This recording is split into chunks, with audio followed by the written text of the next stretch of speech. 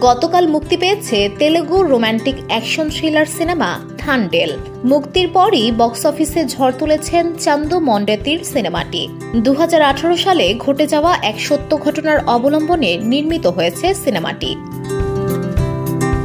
এর প্রধান দুই চরিত্রে অভিনয় করেছেন নাগা চৈতন্য ও সাই পল্লবী। মুক্তির পর নাগার ক্যারিয়ার সেরা শুরু এনে দিয়েছে ছবিটি। গতকাল মুক্তির পর থান্ডেল আয় করেছে 21 কোটি রুপি। ধুলো, ময়লা ও ক্ষতিকর ধূলিকণা থেকে নিমিষেই মুক্তি দেয় চৌধুরী এয়ার পিউরিফায়ার।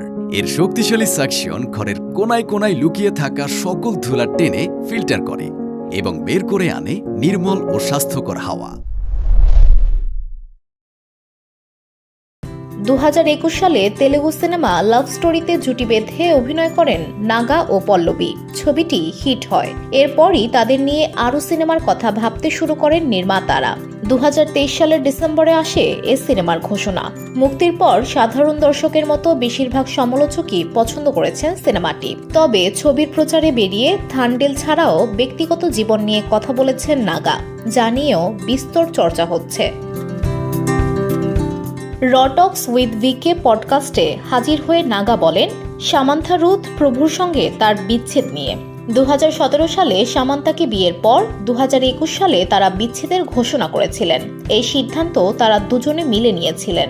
এখনও তারা পরস্পরকে শ্রদ্ধা করেন, কিন্তু সামাজিক যোগাযোগ মাধ্যম বা সংবাদ মাধ্যমে এমনভাবে বিষয়টি নিয়ে চর্চা হয় যেন তিনি খুব অপরাধী।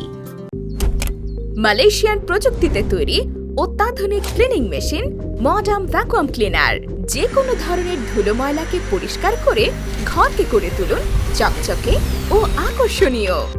Modem, brand of luxury. Naga বলেন, আমরা চেয়েছিলাম নিজেদের পথে চলতে। আমাদের ব্যক্তিগত কারণে এই সিদ্ধান্ত নিয়েছিলাম। আমরা পরস্পরকে শ্রদ্ধা করি। নিজেদের জীবন আমরা নিজেদের মতো করে বাঁচতে শুরু করেছি। এর থেকে বেশি আর কি বলার থাকতে পারে আমি বুঝতেই পারি না। VOD Bangla news desk.